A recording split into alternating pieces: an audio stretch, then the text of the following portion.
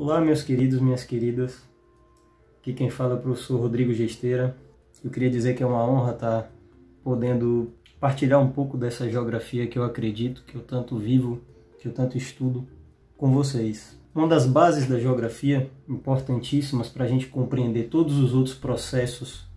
que se dão nos nossos estudos, é compreender a dinâmica do espaço geográfico. E entender a dinâmica do espaço geográfico é, consequentemente, entender as ações antrópicas, como bem colocou na primeira aula o nosso professor Chico. E quando a gente pensa nesse espaço geográfico, a gente acaba por tentar entender como essa dinâmica ela se dá no espaço, né? De que forma essa dinâmica ela perpassa pelo tempo histórico, já que o ser humano, a partir do momento em que se insere no planeta, ele começa a alterar significativamente cada pontinho, cada pedaço que a gente tem aqui. Certa vez, dando uma aula de geografia, ministrando uma aula de geografia, eu falava sobre o espaço natural e o espaço geográfico, e um aluno me questionou se não poderiam haver ainda vários espaços naturais no nosso meio, já que, segundo ele, em alguns lugares da floresta amazônica, como por exemplo, ou no fundo dos oceanos, em vários lugares o homem e a mulher ainda não teriam chegado.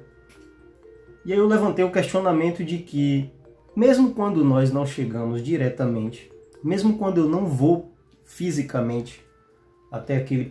aquela porção do espaço, a partir do momento em que eu emito poluentes, emissões, né, de gases poluentes, efluentes nos nossos cursos d'água, a própria degradação e poluição do solo, tudo aquilo que se ramifica a partir de uma postura, um posicionamento meu, ou de qualquer pessoa, pensando que o mundo está conectado em cadeia, em rede, qualquer atividade antrópica, ela tem o poder de perpassar lugares que a gente nunca pisou, que eu, Rodrigo, nunca fui, que você aí nunca conheceu, talvez no máximo pela internet, pela TV. Então é difícil falar em espaço natural hoje, já que o espaço natural seria aquele espaço ainda não modificado, ainda não alterado pelas ações antrópicas. Pensando assim, esse pequeno mapa mental aqui que eu pude construir, ele vai nos colocar a ideia de que o ser humano estaria no centro dos estudos da geografia, não como uma visão antropocêntrica, sabe? Mas aquela visão de que, para o bem ou para o mal, nós temos um poder absurdo de interferência nesse espaço. E assim sendo, quando a gente pensa dessa forma, a gente começa a entender que o que altera esse espaço geográfico, o que constrói e reconstrói esse espaço, são as dinâmicas presentes na cultura humana. E eu acho muito engraçado, muito peculiar, muito interessante quando a gente fala em cultura. E é comum, é corriqueiro, no linguajar popular, a gente às vezes fala: ah, fulano, aquilo ali é um sujeito sem cultura.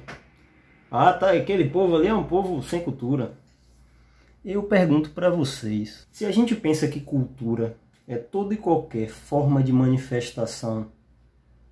do ser humano, em forma de arte, em forma de trabalho, é a nossa manifestação mais genuína, como eu posso categorizar que alguns seres humanos têm cultura e outros não têm cultura? Ou que uma cultura é superior a outra cultura? Ou até mesmo partir para a apropriação cultural de algum povo, que muitas vezes eu pouco conheço, eu crio laços de preconceito muito grande,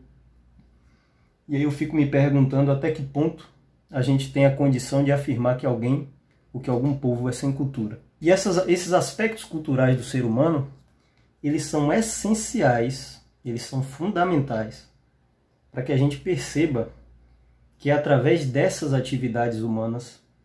manifestadas através dos seus traços culturais, que esse espaço ele vem sendo construído, desconstruído, reconstruído ao longo do tempo histórico. Sendo assim, o ser humano, através dos seus aspectos culturais, altera essa dinâmica espacial, vem alterando há muito tempo, transformando ele no que a gente chama de espaço geográfico, o espaço humanizado,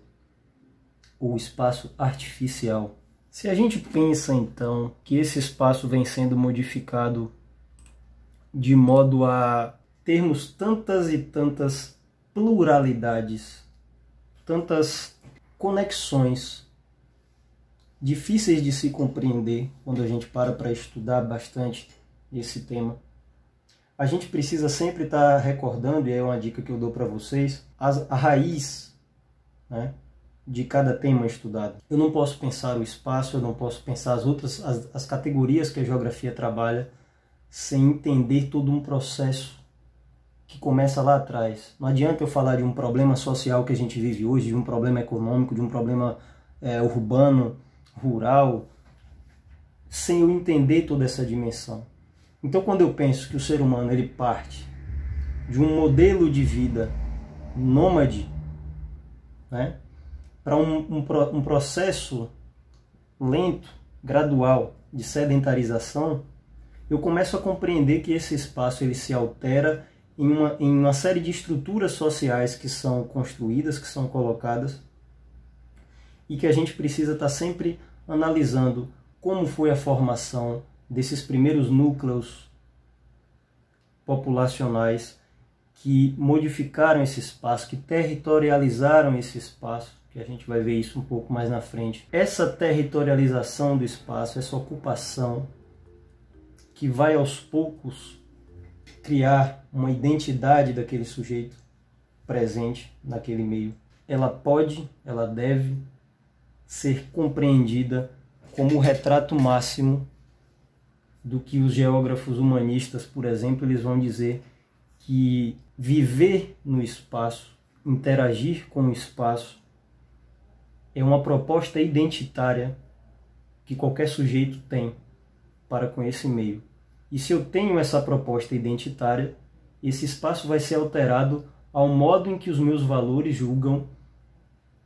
mais viáveis, mais interessantes, mais concretos. São valores baseados em uma série de crenças, de costumes, de hábitos. As leis, a moral, a ética que aquele povo em determinado espaço constitui, elas são reflexos dessa cultura que eu falo agora. Então, a principal dica que eu dou para vocês, que tanto no Enem e nos vestibulares tem cobrado, é vocês poderem fazer essa interconexão entre o que é o espaço diante das representações humanas que se dão sobre ele. E que é muito complexo a gente entender essas dinâmicas se a gente não estudar outras culturas, se a gente não se permitir compreender que cada povo, de acordo aos movimentos migratórios e as suas gerações que se deram, modificaram esse espaço constantemente e fizeram que houvesse essa multiplicidade de, como diria Milton Santos, de fluxos e fixos que se dão e que a gente precisa ter muita atenção. Então essa é uma introdução pequena para a gente poder compreender as próximas categorias que a gente vai estudar mais adiante. Então um forte abraço para vocês.